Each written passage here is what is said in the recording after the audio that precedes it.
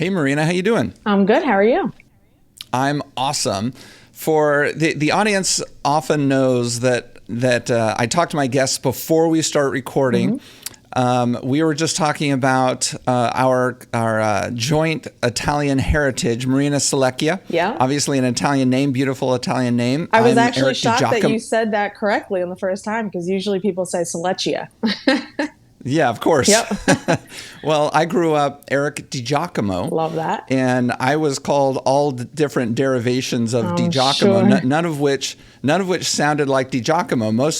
Most of which sounded like DeWakamole. I was Yeah. called DiJockstrap. I was called all versions of DiGiacomo. So I understand what it is to get an Italian name butchered. Totally butchered. My maiden name was even worse. So, Oh, really? oh, What is yeah. your maiden name? Veneziale, but they used to say Venezuela, Venezia. I don't even know.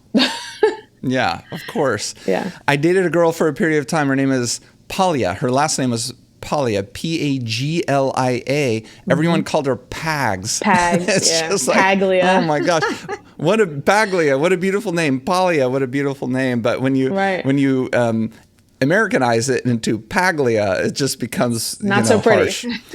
Not so pretty. Okay, you, Marina, are a Pennsylvania hairdresser. You focus on lived-in color and brunettes. Yes. You're a trust professional artist. I am. And you're a member of the BTC team. Yeah. So that's my official introduction of you. Anything else you want to add in there before we get into kind of where you're from and how you got in hair? No, I think that's the main focus for me right now. I would like to mention for the audience, you weren't born in the U.S., is that right? I was born in the U.S. You I'm were born in the U.S. both of my parents were born in Italy, but I'm first generation born here. Got it. So we were talking about how the cultures have changed, how back then, when the previous generations emigrated into the United States from somewhere else,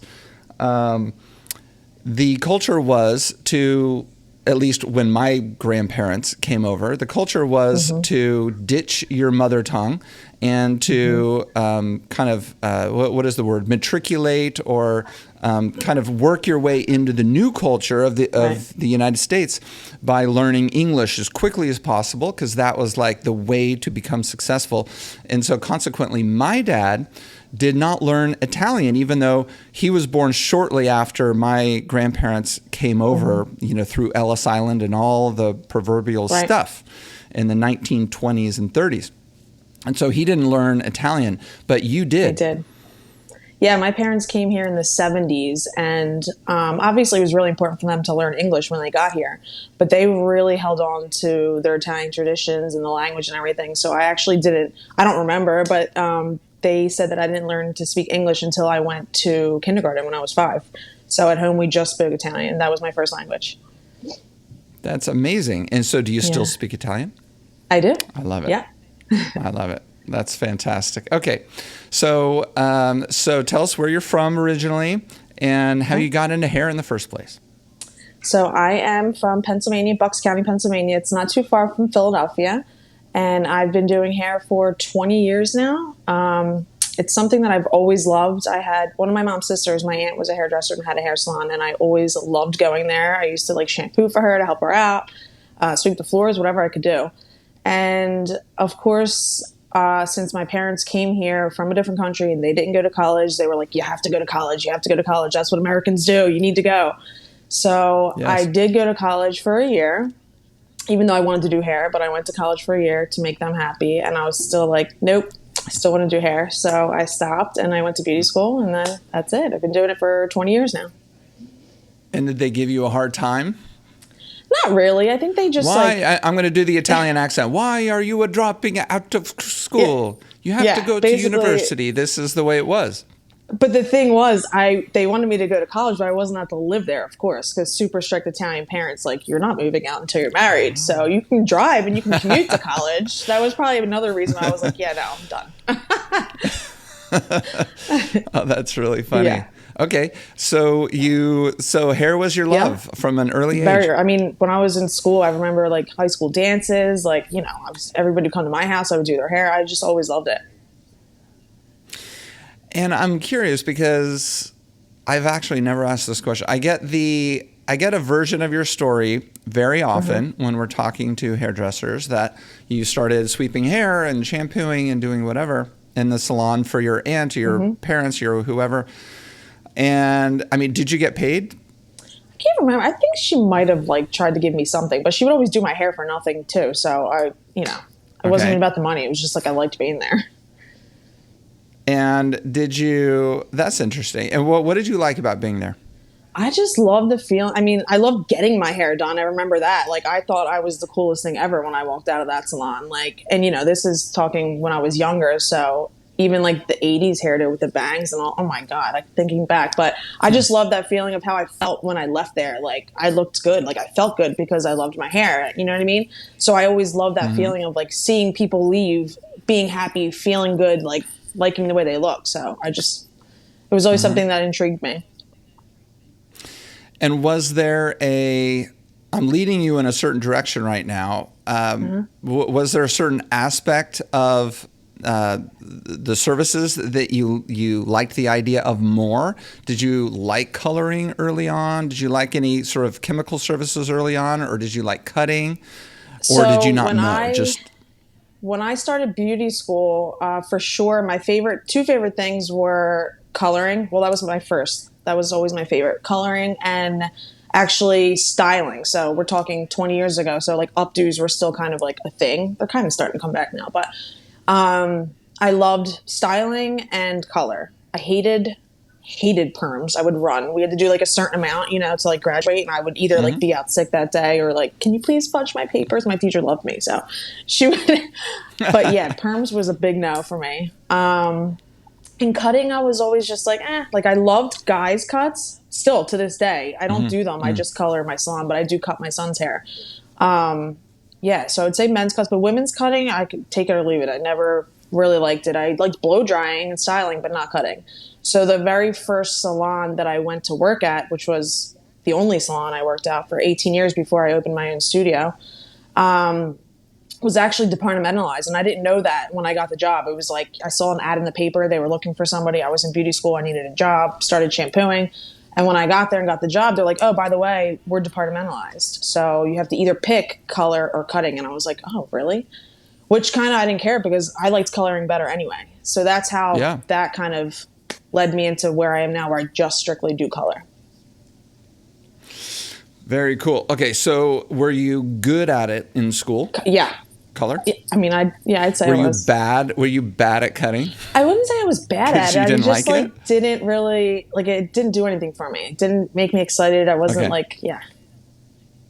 So you were passionate about color. Yeah. You get out, you found an ad, a want ad in the paper or wherever. I mean, you're not that old. It was probably online. I'm 30. No, it was literally in the paper. I'm not even kidding. It was in the newspaper. Okay. Yeah. And cool. not that I used newspaper? to read the newspaper, but at the time I worked in my cousin's restaurant. I was like waitressing while I was in high school and when I was in beauty school.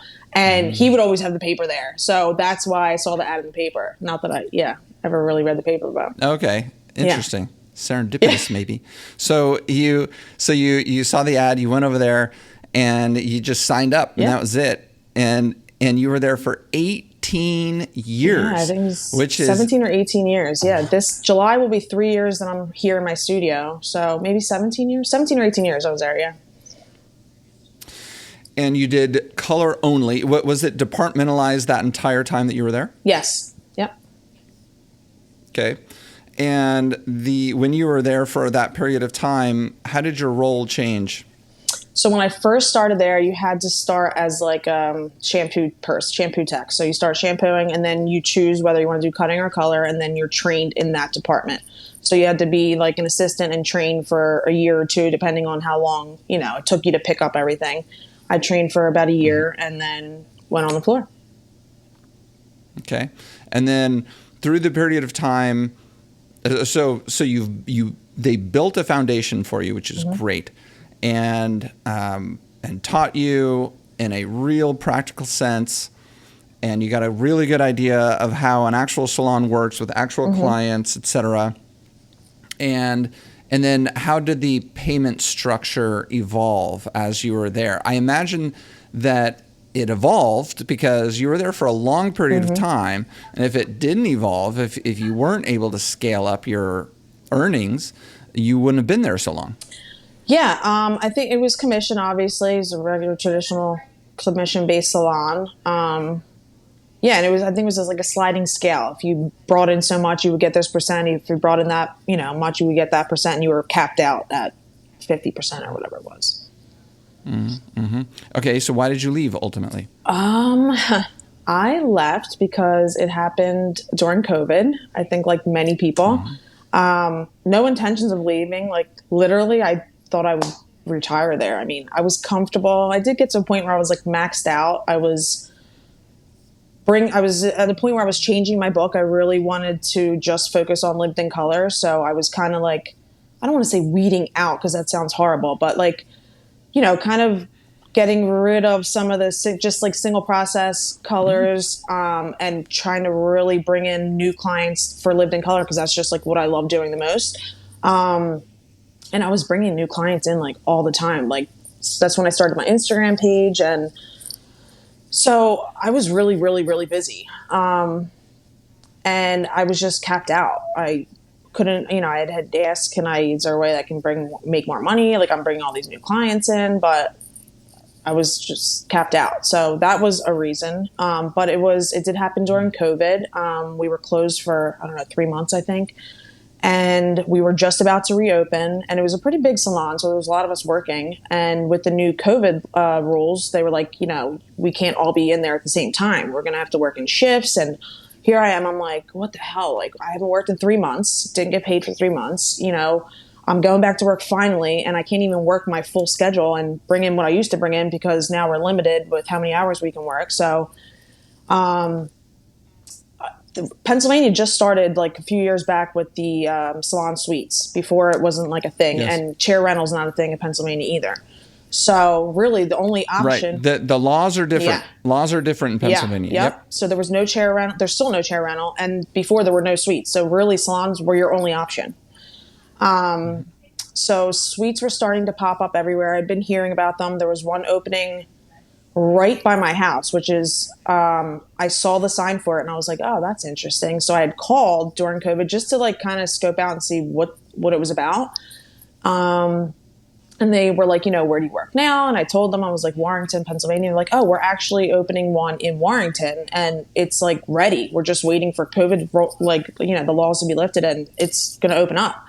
And I was like, oh, all right.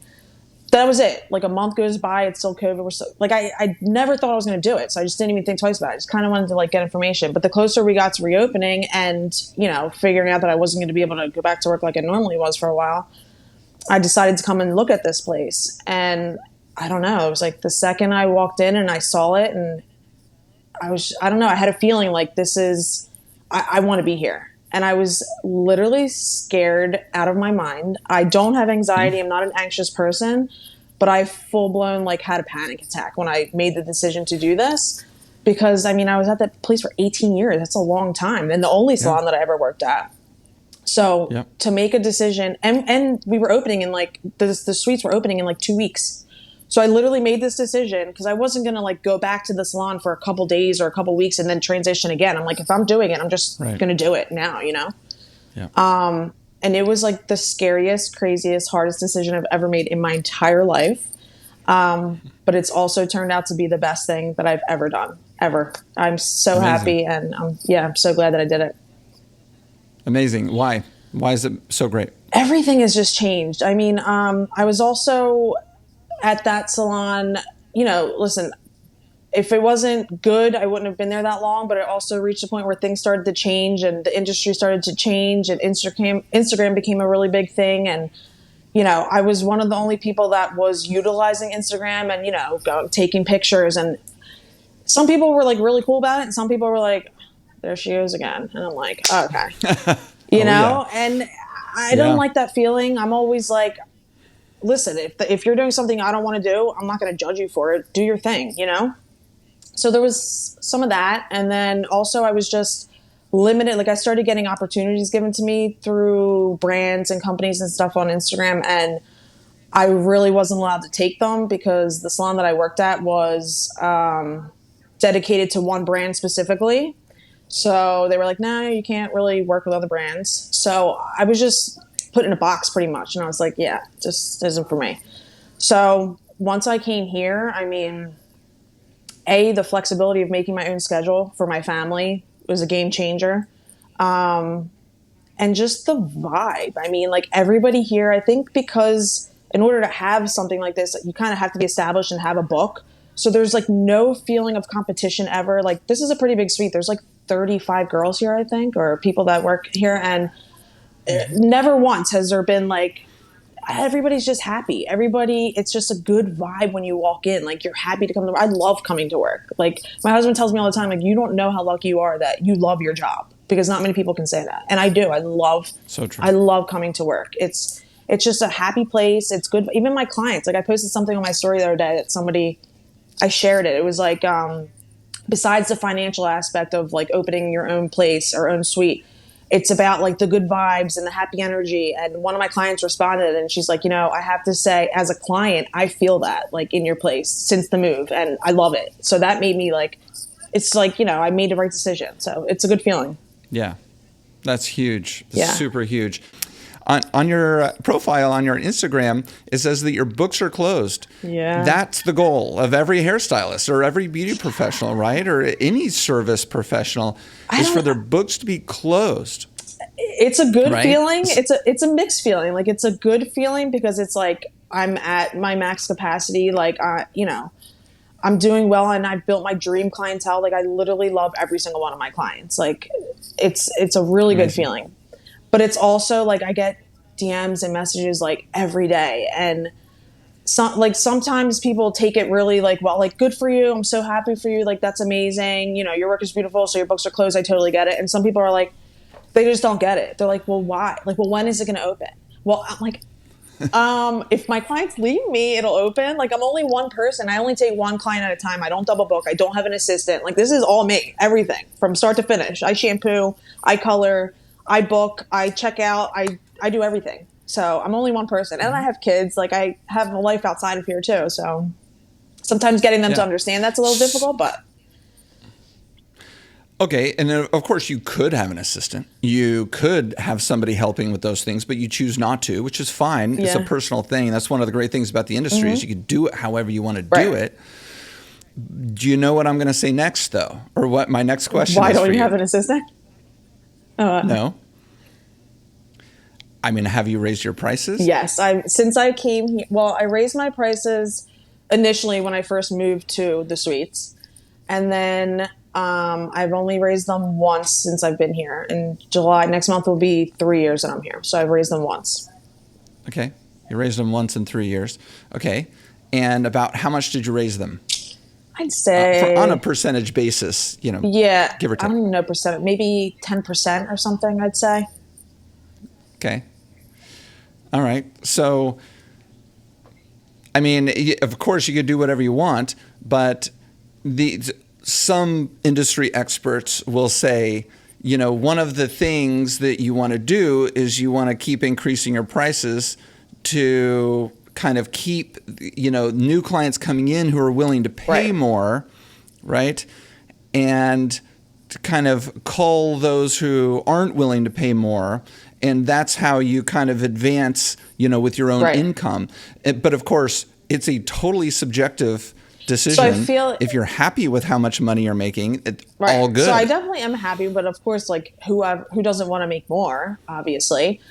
But I feel like I said, I'm really lucky in the fact that I love every single one of my clients. Like I feel like I did that at a time where I was trying to kind of weed people out and services out that I didn't really want to do anymore.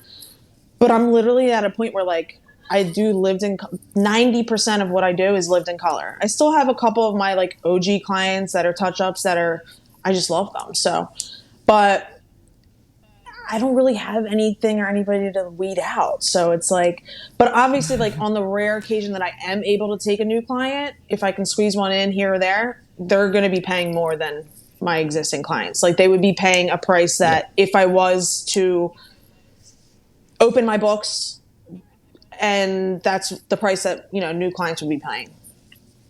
That makes Right. sense. So if I Right. ever do take a new client, they're paying a little bit sure. more.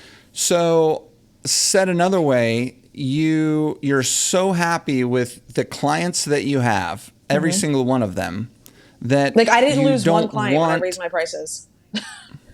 That's what, like, some of my I friends want were you like, to well, raise say your that prices. again. I want you to say that again for everyone listening. I didn't lose one single client when I raised my prices. Like, not one. So that's what a lot of my friends were like, well, you got to raise your prices. They're like, you got to raise your prices so you can, like, weed people out and make room for new clients. And I'm like, all right, but no, I didn't lose any of them. Yeah. That's amazing. Yeah.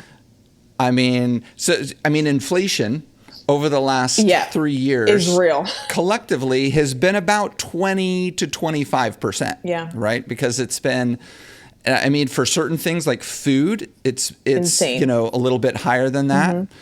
For other things, for certain types of services, like if you want to get a contractor in to fix a hole in a wall, it's probably more like 30 to 35% more expensive now than it was 3 years ago. So, right. So these are the types of things that I encourage all of our listeners to keep in mind, is that inflation has been real the last 3 years. So if you're not increasing your prices like that, or getting more clients or whatever somebody's particular situation may be, then you're actually making less money. Now, your situation is uniquely awesome. There's no doubt about it. I just want to reach through the screen and hug you for being in such a great position. You loved where you work in your studio. You love all your clients, which is, the dream of every hairstylist. Literally. Like, gone are the days when you look at your schedule and you're like, oh, man. Like, I literally never have one of those days, ever. And that's spectacular. And it's a testament to how you've managed your business, in the past.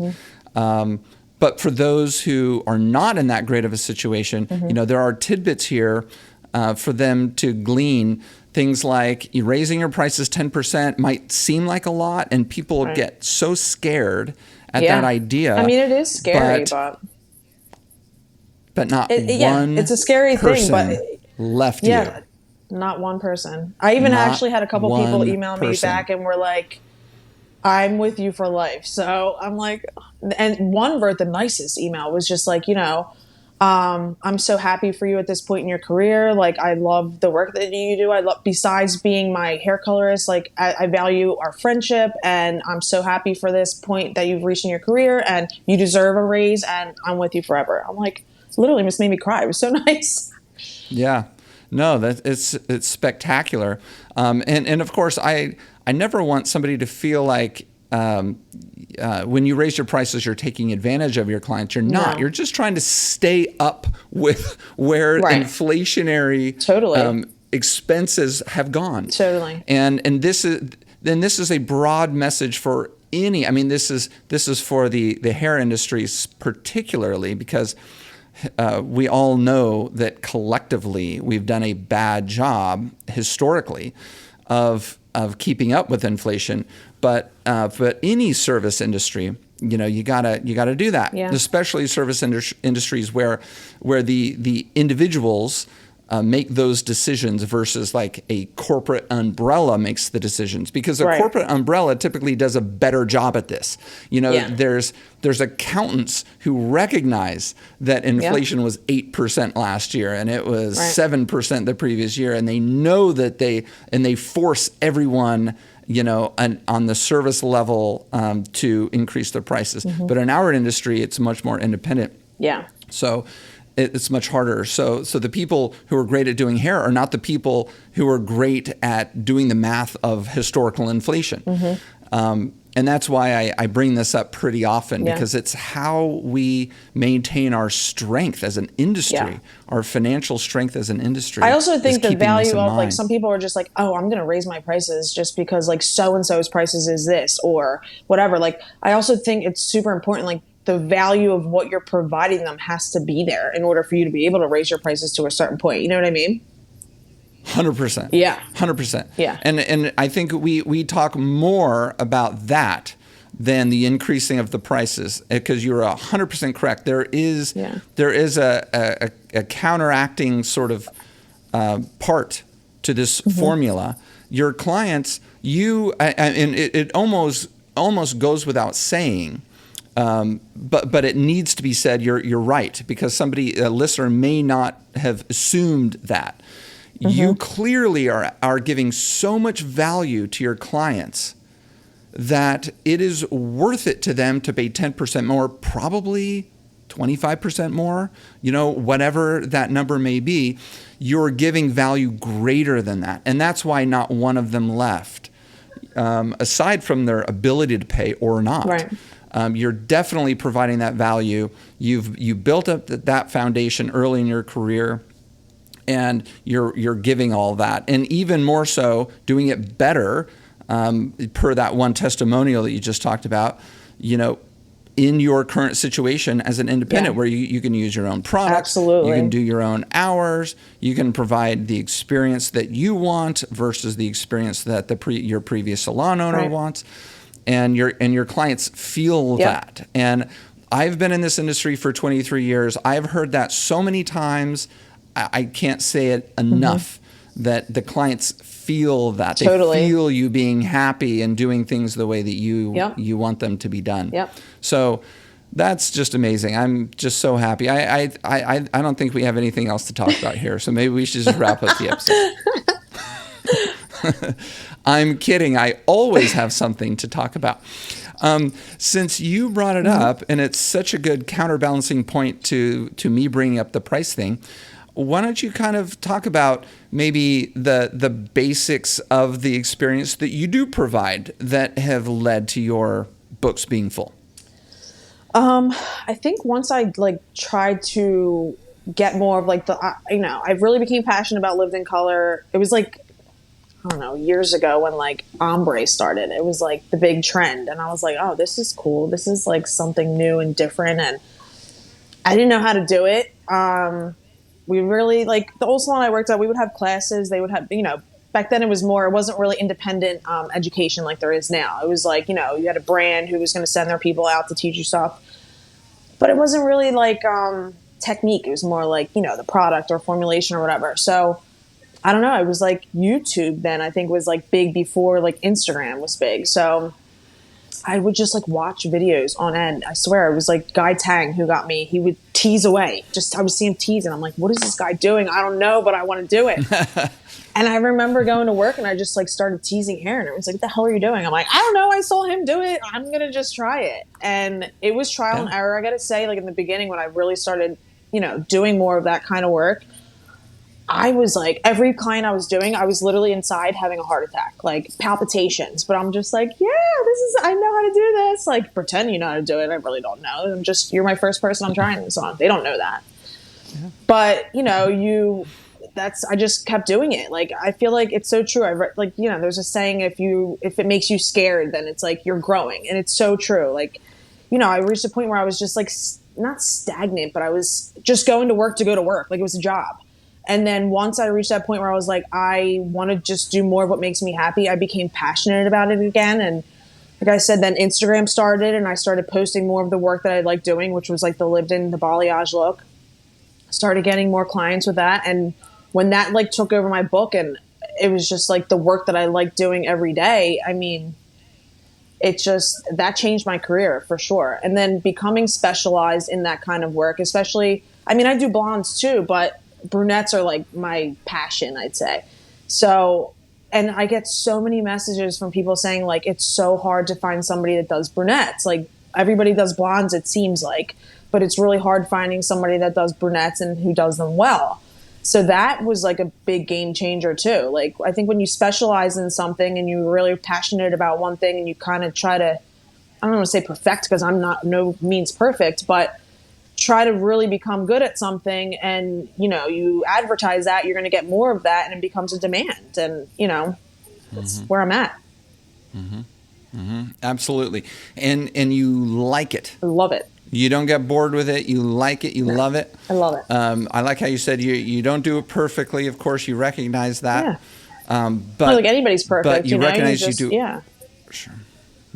You recognize you do great, and of course, your Instagram page is a testimonial to how amazing you are at it. So I wouldn't doubt that any lady who wants to get her brunette like dialed in is going to look at your Instagram page and be like, she's the one. I have to go to Marina. And I think that's one reason why your books are full, because you are the expert in your area in that. And then there may be a few other people, right? Sure. But I mean, you're one of them. And it's such a great, it's marketing, but I almost feel like by saying it's marketing, I devalue it. But I want people to recognize how valuable it is from a marketing perspective. Like if you want to build your books, you create a specialization. One of the ways to do it is to build a specialization like you have, make it that clear in your marketing, in this case, Instagram, to where if a client, a prospective client, somebody that you don't know, goes to your page, it's so obvious and what you do. That they're what you do, then what they're going to get.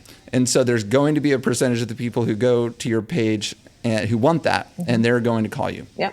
I always say that to them, like, you're never going to see like pink hair on my page. You just never, I'll never do it. It's not something I would be good at. Like if a client was like, oh, can you do pink hair? I'd be like, no, I can't. But here's some, like, could I do it? Yeah.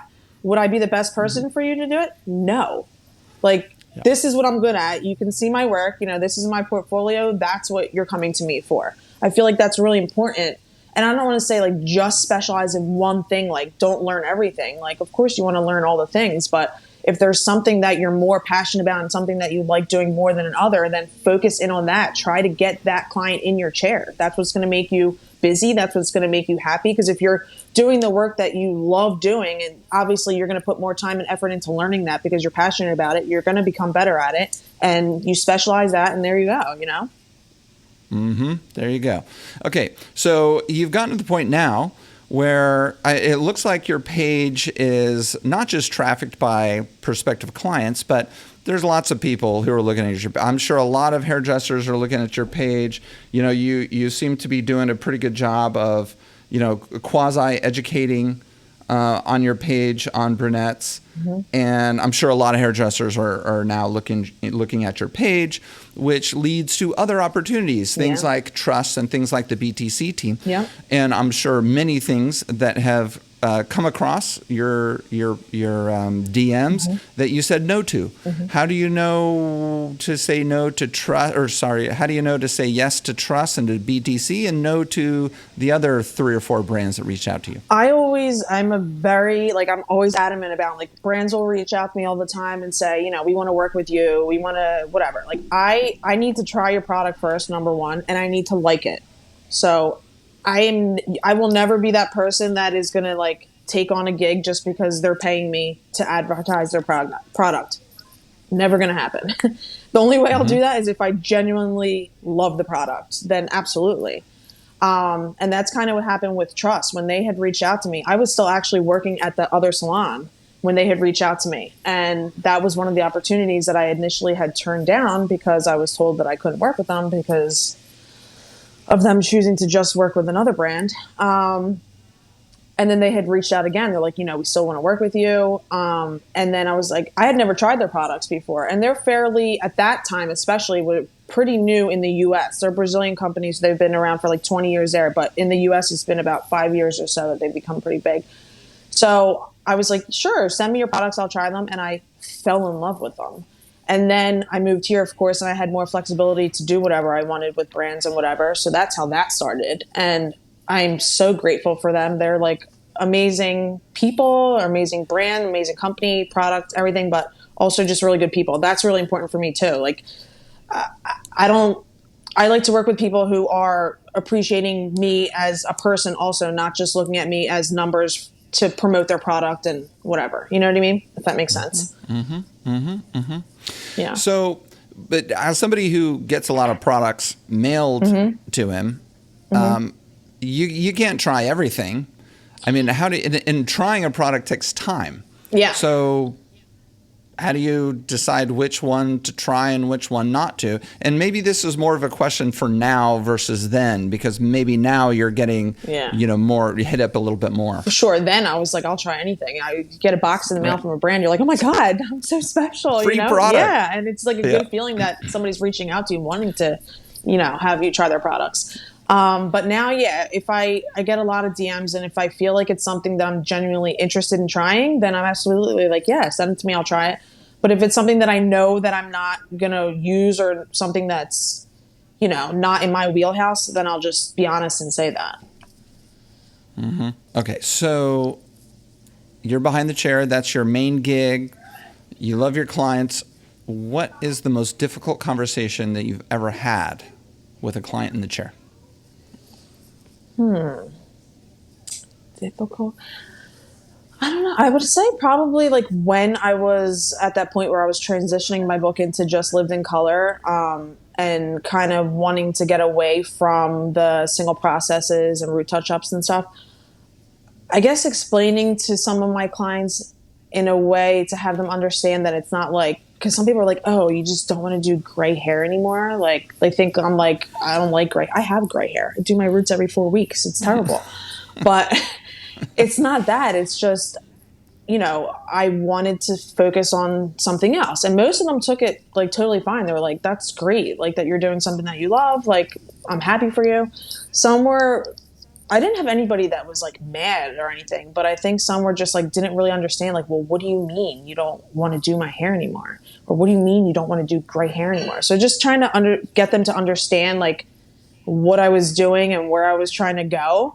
Was a little bit more difficult for some clients than others, but I mean, for the most part, they all pretty much understood.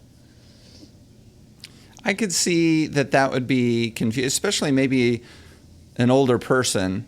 And I think I only say who that doesn't because understand. who doesn't understand the fact that a hairstylist can be successful to the extent that they can choose what they want to do. Yes. Because going back several decades, it wasn't like that. It wasn't like that. No. And now it's like that. You didn't pick or choose. You didn't have the option to choose the clients that you wanted to do. It was, you just took whatever walked in the door. You took, That's right. It's just you're so standing there now. waiting. Yeah, you're standing literally. there waiting for whatever walked in the door. Yeah. And things have changed. And, hopefully things have changed drastically. And hopefully, people clients are recognizing the value of a good hairdresser and what they can deliver. And of course, there's a payment, there's an increased payment component that comes with that. Yeah, for sure. I think it's like, when I started too, it was so long ago, like I said, there was no social media. It was like, here's my business card, tell your friend, you know what I mean? It was a lot harder to build a book back then. So I feel like for those who are just starting out now, like I always tell them when I teach classes, like that's been a really big part of my career now too, which I never thought I would be doing, is educating, but I do now and I love it. And that's like a big thing that I always tell the newbies that are just starting out now too. It's like, my God, Instagram is like a free tool, like a literally free advertisement. Like you can make your page whatever you want it to be. And you can literally attract any client that you want in your chair. Like you're so lucky. And if you do it well and you do it correctly, like you're setting yourself up for success so much easier than it was when I started 20 years ago, Mm-hmm. Absolutely. And a lot of these young people at this point would be like, oh, it's horrible. I have to spend time on Instagram, and Instagram is not promoting my posts, and Instagram wants money. Yeah. It's not. When I tell you, like, ask my husband or my clients are like, oh, did you watch this show on Netflix? I'm like, I don't even know how to turn my TV on, and that's not exaggerating. My kids make fun of me. I don't watch TV. Like, my free time is my work on social media. It takes time. It takes effort. It's a second-time full-time job, but it's giving me so many more opportunities than I've never had. Like I don't work as much behind the chair because I'm also making money through social media when I'm not behind the chair. So there's a lot of opportunity out there for it. Right. That's the job behind the job that nobody sees. Everybody wants to be sponsored, but they don't recognize that being sponsored means that you have different job. Yep. An additional job. Absolutely. Yeah. Yes. All right. If you could wave a wand and change anything about the industry at all, what would it be?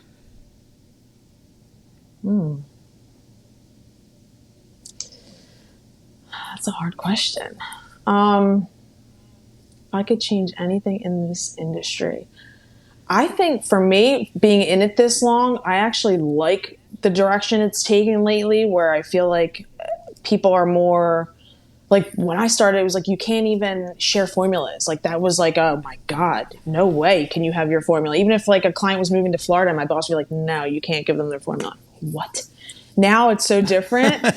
Like, you know, it's more, I don't know. It's not like that anymore. But I would say, if anything, I don't like when people are like, oh, I hear a lot like, oh, they're so lucky. You're so lucky that, you know, your book is closed, or you're so lucky that, you know, you're on the BTC team or whatever. Like, it's not luck. Like, I think that's another thing. A lot of the young people think like it's just overnight. Like, I'm going to do this, I'm going to be this. And it's just because Instagram, like, it likes me and doesn't like, you know, another person. It's not, it's work. It's a lot of work. So that's the only thing I would say is, like, sometimes I think people devalue, or not devalue, they just don't see the work that you put in behind the scenes, and they just think it's luck, and it's not luck. It's a lot of work. Amen, sister. Because if by recognizing the work, that requires them to recognize the fact that they aren't putting the work in, and they don't want to recognize the fact that they aren't putting the work in. Yep. It's easier to blame Instagram for their algorithm, or so-and-so for this, than it is to actually say, well, maybe I'm not putting in as much effort as I should be if I want to reach this point. You know what I mean? Right. And in many cases, the work is not simply just logging hours. The work is doing it intelligently. Something like, you know, you put in an hour into a post and it didn't work. Okay, well, try something else. Then you learn from that. Okay, they didn't, you know, the audience didn't take to that as well as I thought they would. But let me look back at the ones that did really well. And, oh, well, they always, you know, like those kind of posts, and let me make more of them. Yeah. Yeah. I used to have a friend who had a job in, it was like pharmaceutical sales or something. And she used to, every time I talked to her, she was in the car driving somewhere. And I'm like, what do you do? Where are you driving now? And I'm driving to San Diego from LA. Why are you driving to San Diego? You can spend 3 hours. Turns out, and she ultimately admitted that she ended up driving around most of the time because that's how she felt like she was working a lot. But she wasn't actually doing productive work. But it made her feel good because she felt like she was working a lot. And of course, she wasn't producing what she was supposed to be producing, you know, according to what her job was. And I think a lot of people do this, you know, busy work. They think that busy work is working. You also have to use your brain. You know, 100%. You have to be productive in how you do it. It's the time plus it's the intelligence. You know, it's the thinking. You have to think through it. You know, be thoughtful about things like this. All right, beautiful. I love all that. Do you have any hair horror stories? I actually don't think I do. I mean, 20 years is a long time. I'm trying to think back. You've never fried off somebody's entire head of hair? No. God, no. Knock on wood that never happens. But till this day, it hasn't happened yet. No. Did you ever have, like, I don't know, client had a stroke or something? Or maybe somebody slipped and fell and... I think the most I can ever think of that was like totally skeevy is like a client had a tick in their head, but that was like the extent of... that's gross. Yeah. That would be a new one. Okay. So, tell me about that. I'm just like literally sectioning your hair. I'm like, oh my God, what is that? And I'm like, oh yeah, yep, that's a tick. So I did. I had to go get tweezers and pluck that right out of her head. It's pretty gross. Shut up. Swear to God. So on scalp or on hair shaft? On scalp. Like attached. Oh. Nope. My God, that is so disgusting. So wait, and I've never actually seen a tick on skin, but don't they like try to burrow in? I mean, Oh, so yeah. was it If they're, like, burrowing into the scalp? I mean, it was definitely attached where I had to, like, pick it out, but it wasn't like burrowed, I'd say. No, it was probably on there for a short amount of time. Was it in the process of trying to burrow in? Like, could you tell its little legs were like, oh, yeah. It was like, scratching? It was definitely, in there attached. Oh my God. Skeevy was the right adjective to use. Wow. Okay, that's a first on the Hair Game podcast, Hair Horror Stories. And look, I had to drag it out of you. You didn't just immediately come up with, oh my God, I saw a tick on somebody's scalp. Maybe that is because so I'm disgusting. so, like, my dad, my brother, my husband, they're all hunters. And, like, they're all in the woods, and I'm used to, like, seeing, and my kids, they play outside. So maybe, I don't know, ticks are big in this area where we're at. So maybe I'm just, like, so used to them that, I mean, it was gross, but I wasn't, like, dying. I think I would die more if it was, like, lice. That, knock on wood, has never happened to me, but I would die, I think, if I saw that.